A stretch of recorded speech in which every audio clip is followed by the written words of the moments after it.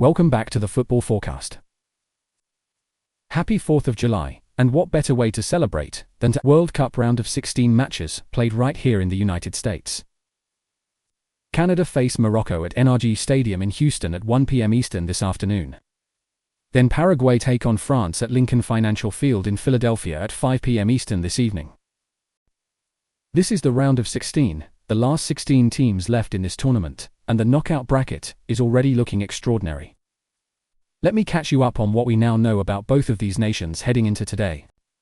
Morocco have already survived one of the most dramatic matches of the entire knockout stage. They drew 1-1 with the Netherlands in the round of 32, a match that went to extra time and required a penalty shootout to decide. They have come through a grueling contest to reach this stage, and their squad will be carrying the physical load of that extra football. Canada, meanwhile, have reached the round of 16 for the first time in their history, but Alphonso Davies still has not played a single minute at this World Cup. And France, on the other side of the bracket, are sitting at the top of their game, the most statistically complete team at this entire 2026 World Cup. Paraguay, having beaten Turkey and drawn with Australia just to get here, are facing the tournament's most dominant side. Let us break both matches down. Match 1. Canada vs Morocco. NRG Stadium, Houston. 1 p.m. Eastern. Let us start with the team news that has shaped Canada's entire tournament campaign, because it shapes this match too. Alphonso Davies has not played a single minute of competitive football at this World Cup. Not one. The Bayern Munich left-back, widely considered one of the best fullbacks in European football over the past 4 seasons, has been managing a recurring hamstring injury through the entire group stage. Jesse Marsch has protected him carefully, and every press conference has circled the same question. When does Davies play, and is he physically ready? The round of 16 is the moment where the answer to that question becomes the most important team news in Canada's tournament. If Davies starts, Canada's attacking dynamic from the left channel changes fundamentally. His ability to overlap, to carry the ball at full pace into crossing positions, and to create 1-versus-1 situations for Jonathan David centrally is the dimension that Canada's attack has been missing. If Davies does not feature even as a substitute today, it tells you something significant about the severity of his injury management situation. The other confirmed absence remains Ismael Kone, the midfielder who broke his leg against Qatar and is out for the remainder of the tournament. His pressing intensity and ball-winning ability from central midfield was a key part of how Canada set their defensive shape, and his absence has redistributed those responsibilities across other players, who are still finding their rhythm in that role. What Canada do have is Jonathan David. 4 goals in the group stage, a hat-trick against Qatar, and the movement and technical finishing quality that make him one of the most clinical strikers at this entire tournament. Cyle Larin alongside him scored in all 3 group games. Blue group games. Canada's attacking output, 8 goals in the group stage, is one of the highest of any team in this round of 16. Even with the Davies situation, the question is whether their attacking production can be sustained without the left-back dimension that Davies provides, and whether the goal threat from the right and central areas is enough.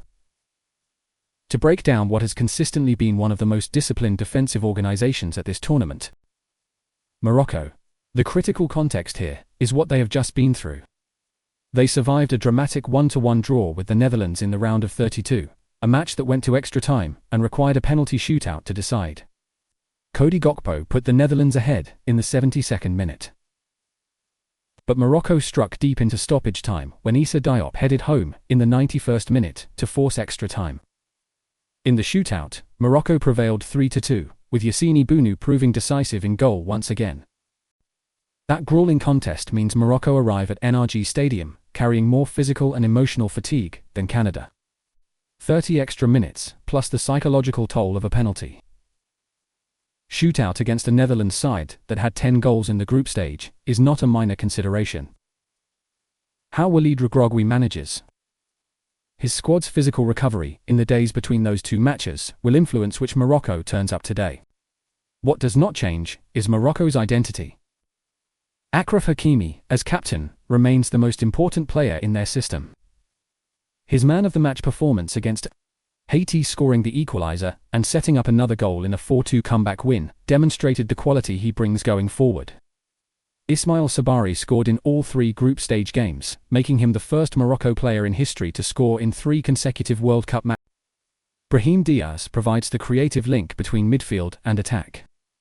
And Morocco's defensive organisation, the compact block, the aggressive pressing triggers, the collective intensity that Uruguay has built as their primary tactical identity, has been the foundation of their run to this stage. Morocco are without Sofiane Boufal, Youssef En-Nesyri, and Hakim Ziyech. 3 players whose names defined Morocco's 2022 semi-final run are absent from this squad entirely. The personnel have changed, but the system has remained intact. And in tournament knockout football, a coherent system often matters more than individual names. What I find fascinating about this Morocco squad under Walid Regragui is the resilience they've shown. Coming back from 1-0, down in the 91st minute against the Netherlands, then holding their nerve in a penalty shootout. That's not just talent, that's character. That's character. They've already proven they can handle pressure situations. Canada haven't faced that kind of knockout test yet. Head-to-head, Canada won a friendly in 2016 1-0, Morocco won a friendly in 2017 2-0. Neither result tells you anything meaningful about today. The tactical key for Canada is getting the ball to David in positions where Morocco's centre-backs have to make individual decisions without the support of the defensive midfield. David's movement into the channel from central positions is most dangerous when Morocco's shape is not fully set. And that is most likely to happen in the first 15 minutes before Morocco organise themselves and compress the spaces. If Canada can score in that opening period, or if Davies comes on and stretches Morocco's left side, Canada's attacking quality is sufficient to win this match. For Morocco, the game plan will be familiar: absorb Canada's early pressure, deny David clean service, and then look to break quickly through Hakimi's overlapping runs when Canada's midfield is stretched. Xfari arriving into the box from deep, finding the space behind Canada's tracking defenders, is Morocco's most consistent scoring pattern. Our assessment: Morocco's fatigue from extra time and penalties against the Netherlands is the deciding variable in this match. If Regraguy's players have recovered physically, their defensive discipline should contain Canada's attack at full strength. But Canada's goal-scoring output is real. David is the best individual finisher in this match, and the emotional energy of reaching a quarter-final for the first time in their nation's history will drive every Canadian player to their maximum. Canada win this 2-1, or 1-0. David scores. Davies impacts the match even as a substitute, and Morocco's tiredness tells in the final 20 minutes. But it will not be comfortable. Now let us move to match 2. Paraguay versus France. Lincoln Financial Field, Philadelphia. 5 p.m. Eastern. France are perfect. 3 wins, 9 points, 10 goals scored, 1 goal conceded. They are the only team at this 2026 World Cup with a 3-0 draw group stage record and a goals against total of 1. 3-0 over Haiti. 3-0 over Iraq. 4-1 over Norway. Everything about France's data profile at this tournament says they are the most complete team remaining in the bracket. Kylian Mbappé, at 4 tournament goals, is the joint top scorer of the entire competition. Ousmane Dembélé, the reigning the best FIFA Men's Player Award winner, provides the wide creativity and pace that give France a second attacking dimension that defenders cannot focus their resources against without leaving Mbappé isolated. Aurélien Tchouameni and N'Golo Kanté control the central midfield with a combination of ball-winning intensity and tactical discipline that is among the best. In the tournament, Dayot Upamecano anchors the defensive line. On team news, Didier Deschamps has no injury concerns. His full available squad is ready. Antoine Griezmann is not in this World Cup squad, a selection decision made before the tournament, but the depth of quality in every position means that absence is absorbed without visible effect on France's performance level. Deschamps has managed the squad with the clinical efficiency that has defined his long tenure. The right players are fresh. The rotation through the group stage has been intelligent. And France arrive at Lincoln Financial Field with maximum physical preparation for this match. What's remarkable about this France squad is how Deschamps has evolved. He's left out Griezmann, left out Kolo Muani, left out Camavinga, players who would walk into almost any other national team. But he's built a squad that fits his system perfectly. That's not sentimentality. That's winning football. Paraguay. Everything about their group stage data tells the story of a team that organized brilliantly to survive a difficult group, but has not demonstrated the attacking production to worry. France's defensive structure. They lost 4-1 to USA in their opener, conceding 4 goals in 90 minutes. Then found their footing with a 1-0 win over Turkey, where Julio Enciso's goal was the decisive and only genuinely memorable attacking moment of their entire campaign. Then a goalless draw with Australia. 2 goals in 3 matches. Conceded 5. Advanced as a best third-placed team. Gustavo Alfaro has built this Paraguay side around physical intensity, defensive compactness, and the belief that set pieces represent the best available route to scoring against technically superior opponents. The one player in this squad who can produce a moment of individual quality capable of troubling France's defensive organisation is Enciso, 22 years old, playing his club football at Strasbourg. With the pace and technical ability to run at fullbacks and create space in behind defensive lines. Diego Gomez from Brighton provides creative outlet. Antonio Sanabria provides the aerial set-piece threat. Miguel Almiron carries the experienced attacking presence. I want to highlight something about this Paraguay side that doesn't show up in the stats. They have nothing to lose. Every pundit has written them off. That freedom from expectation is dangerous in knockout football.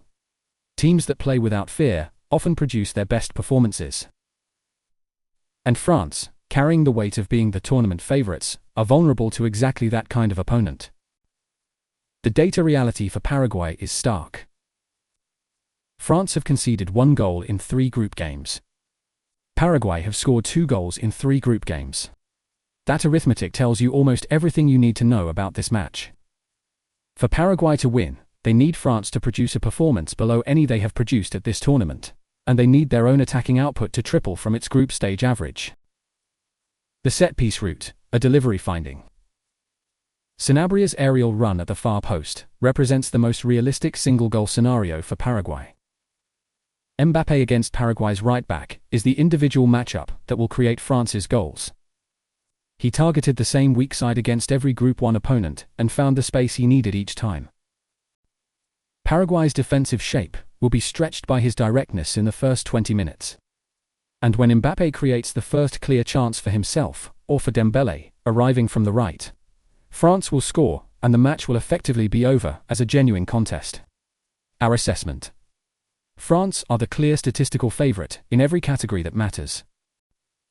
Paraguay's physical approach and set-piece threat are real tactical weapons. But they require an opponent who can be frustrated into low energy, defending, and France have shown no vulnerability to that. Approach throughout this tournament. France 2-0 or 3-1. Mbappé scores his 5th tournament goal. Dembélé adds the 2nd, and if Paraguay generate 1 corner in the 75th minute, with Sanabria in the box, they score. France advance to the quarter-finals. 2 round of 16 matches, with completely different statistical profiles. Canada carrying the emotional weight of their first ever knockout run, facing a Morocco side that just went to extra time and penalties against the Netherlands. And France, the tournament's most clinical and complete side against Paraguay's physical resilience and En-Nesyri's individual spark. Tell me in the comments below what you think happens in both matches today. Does Davies finally make his World Cup debut and change everything for Canada? And is there any realistic scenario where Paraguay's set pieces can produce the upset that the data says should not happen? Hit subscribe right now and turn on the notification bell. The quarterfinals are forming, and we are covering every match in full as it happens. Follow us across all our socials for live score updates and post-match reaction all day today. This is the Football Forecast. Enjoy the 4th of July football. See you in the next one.